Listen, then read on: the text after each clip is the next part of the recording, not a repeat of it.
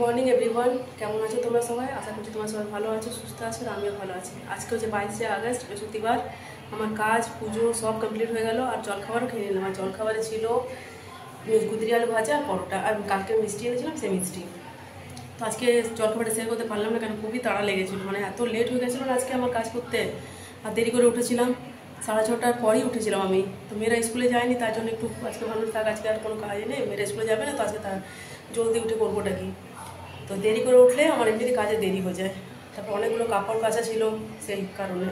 তো এখনই সব কিছু করে উঠে জলখাবার খেয়ে উঠলাম, আর ডাল করতে দিলাম। দেখো এখন ডাল হতে দিলাম, ডালটা হচ্ছে। আর এখানে বাবা 2 পিস পেটি এনে দিয়েছে। আর এখানে একটু ছানা বানিয়ে রেখেছি, এটা দেখি কি বানাবো ভাবছি। আজকে কিছু একটা রেসিপি বানাবো। আর এখানে ডিম বাবাকে দিয়ে আনা করালাম, ডিমগুলো নিচে রাখা আছে, আর সয়াবিন। তো চলো তাহলে আমি করে নিই। আর যেদিন দেরি করে উঠি সেদিন দেখেছি আমার খুব দেরি হয়ে যায়। তো ডালটা হোক, মাছটা ধুয়ে নিই আমি আগে। মাছটা দেখে যে ভাজা করে দেবো।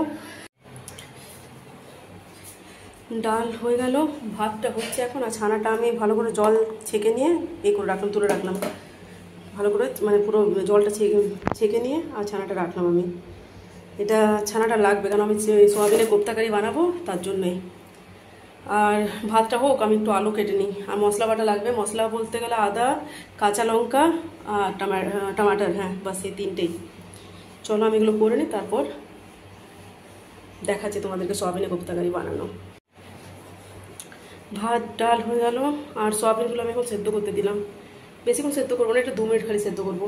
আর আজকে আমি মিক্সারের বড় বাটিটা বার করলাম, কারণ এটাতে আমার সোয়াবিনটা পিসতে হবে, সেই জন্য। আর আলু কেটেও রেখে দিয়েছি, ঠিক আছে।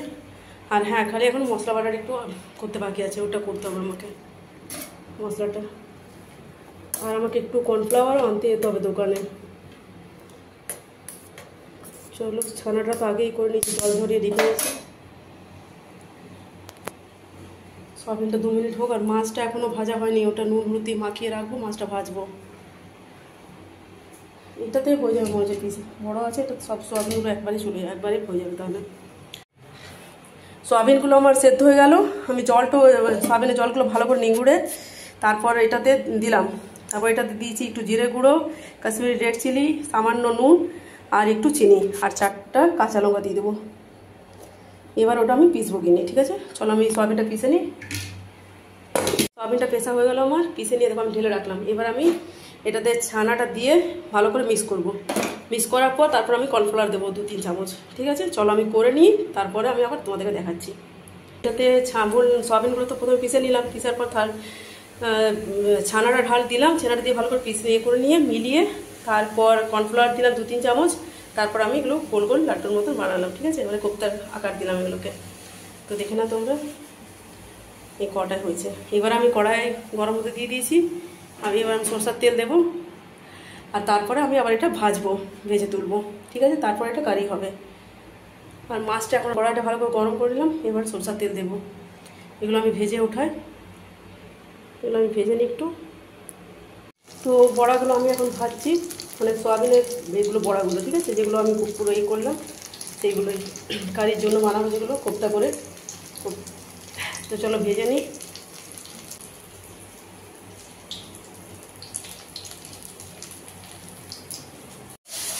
সোয়াবিন আর ছানার কোপ্তাগুলো আমার সব ভাজা হয়ে গেল। আর দেখো আমি সবগুলো তুলে রেখেছি। আর ওই তেলটা, যেটা ভাজলাম আমি, সেটা অনেকটা তেল আমার হয়ে গেছিলো। তো ওইটাতে ওই তেলে আমি একটু গোটা জিরে আর একটা তেজপাতা আর আলুগুলো যেগুলো কেটে রেখেছিলাম সেগুলো দিয়ে দিলাম। আর সামান্য একটু নুন দিলাম আলুগুলো ভাজার জন্য, যাতে তাড়াতাড়ি সেদ্ধ হয়ে যায় আলুগুলো। মশলাটা করে নিলাম, আদা, কাঁচা লঙ্কা আর টমাটার, ঠিক আছে। পুরো অন্ধকার হয়ে গেল, এত মানে মেঘ এলো না, পুরো অন্ধকার করে গেছে একদম। এবার আমি নিয়ে গ্যাসটা বন্ধ করে গেছিলাম, সঙ্গে সঙ্গে গিয়ে কাপড়গুলো সব ছাদের থেকে তুলে নিয়ে এলাম। পুরো ঘর অন্ধকার। দেখো এতগুলো কাপড় কেচেছি, ঘর দেখো পুরো অন্ধকার। দেখো পুরো অন্ধকার হয়ে গেছে, অনেক অনেক কালো করে মেঘটা এসছে, জানি না বৃষ্টির হবে কিনা। তো মেঘটা একদম পুরো অন্ধকার হয়ে গেছে ঘরটা।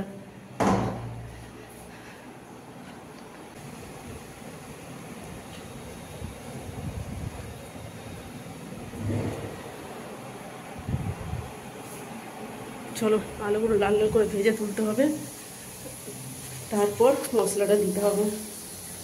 আলুগুলো লাল লাল করে ভেজে তুলে নিই। একদম হালকা পড়ছে, কিন্তু মেঘটা কত কেমন, মেঘটা এত জোরে এসছে যেমন ঘরগুলো পুরো অন্ধকার। দেখো একদম হালকা বৃষ্টি পড়ছে এখন। আলুগুলো তুলে রেখে নিলাম, তারপর তেলের মধ্যে আমি একটু হিং দিলাম, ফোড়নে একটু হিং দিয়ে তারপরে মশলা বাটাটা দিলাম আমি এটাতে। এখন এটা ভালো করে কষিয়ে নেবো মশলা বাটাটা, তারপর হলুদ গুঁড়ো, জিরে গুঁড়ো, একটু কাশ্মীরি রেড চিলি দেবো, ঠিক আছে। চলো মশলাটা প্রথম ভালো করে ভেজে নেব। মশলাটা আমার ভাজা হয়ে গেল। মশলাটা ভাজার পর আমি এটাতে একটু হলুদ গুঁড়ো, একটু জিরে গুঁড়ো, একটু ধনে গুঁড়ো আর একটু কাশ্মীরি রেড চিলি দিলাম। এখন মশলাটা কষানোর পর আমি আলুগুলো দিয়ে দিলাম, আর একটু গরম জল দিচ্ছি আমি। গরম জল দিয়ে মশলাটা কষালাম, তারপর আলুগুলো একটু এটাতে ভালো করে কষিয়ে নিচ্ছি মশলাটা দিয়ে। এখানে আলুগুলো তো আমি কষিয়ে নিলাম, কষানোর পর আমি একটু নুন দিলাম আর একটু চিনি দিলাম, তারপর এখানে গরম জল দিলাম, এখানে একটু গ্রেভি করবো তার জন্য। দিয়ে আমি এটা এখন ফুটতে দেবো। আলুটা ইয়ে করলাম, গ্রেভিটা একটু এরকমই রাখলাম আমি গ্রেভিটা। এবার আমি কোপ্তাগুলো দিয়ে দেবো।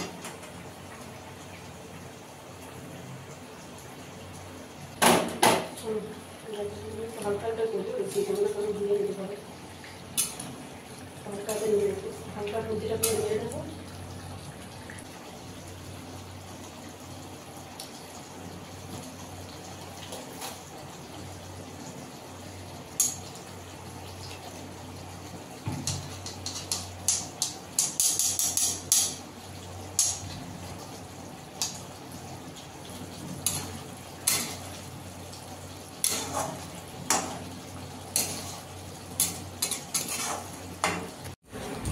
খাবার এখন নিয়ে চলে এলাম, কিন্তু খাইনি এখনো। দেখো কোপ্তা কারিটা, ঠিক আছে। আর অন্ধকার আছে বলে একটু লাগছে। আর এখন মাছ ভাজাটা হচ্ছে, চলো দেখায়। কটা পাচ্ছে? 2টো বেজে গেছে। দেখো 2:05। একটা মাছ ভাজা হয়ে গেল, আরেকটা আছে, আরেকটা মানে ভাজছি বলতে গেলে। দেখো একটা মাছ ভাজা হয়ে গেল, আর এই দেখো একটা।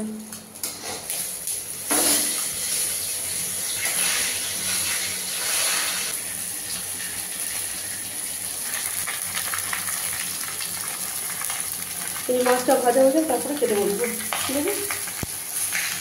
চলো এবার আমরা খেয়ে নিই। 2:15 বাজছে।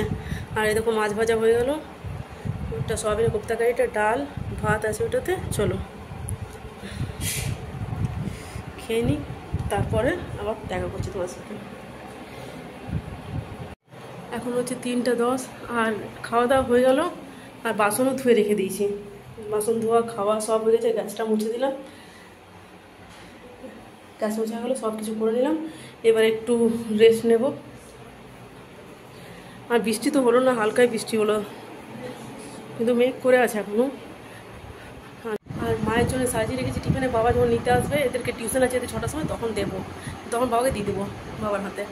আর সে তখন সকালে মাথায় জল দিয়েছি, এখনও চুলটা আমার শুকায়নি, কারণ চুলটা খোপা করে রেখেছিলাম, খাবার বানাচ্ছিলাম, রান্না করছিলাম বলে, ওই জন্যে। তো আমি এখন চুলটা খুলি একটু, আর এখন একটু রেস্ট নেবো, বেশি না, একটু শুভ খালি দেখি।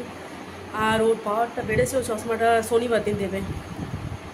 এখানে সামনে মুক্ততলা কাছে আছে পায়েল অপটিক। আর আমাদের এখানে সবাই তোমরা জানতে হতে পারবে না, শুনেছি সরাক দোকানগুলো, যে সামনে সরাক দোকানগুলো আছে, স্বর্গটা কী নাম, সরাকবাঁধের কাছে, মানে সরাকবাঁধের যে রাস্তাটা সোজা যায় ওখানটাতে আছে, সামনে আছে দোকানগুলো। তো আমি গেছিলাম কর্নফ্লাওয়ার আনতে, তখন শুনলাম কি নাকি এমনি অ্যাক্সিডেন্ট হয়েছে বলে। তো ছেলেটা ওখানে নাকি মারা গেছে, স্পট ডেড হয়ে গেছে। আর রক্তগুলো পড়েছিল, ওরা জল দিয়েছে, যায়নি, রক্তগুলো এখনও জমে জমে আছে। দেখানো আমাকে, আমার বাবারই সত্যি। আর ছেলেটা খুব জোরে বাইকটা জোরে চালাচ্ছিল নাকি, তো দেওয়ালে এসেও ধাক্কা লেগে ওর মাথা লেগেছিলো বলে ও মারা গেল। বলে না সত্যি, বিপদ কোনোদিনও বলে আসে না। আর আজকাল ছেলেগুলো সত্যি এত জোরে বাইক চালাইছে, কিছু বলার নেই। নিজে সাবধান চালালে ভালো, আস্তে চালালে।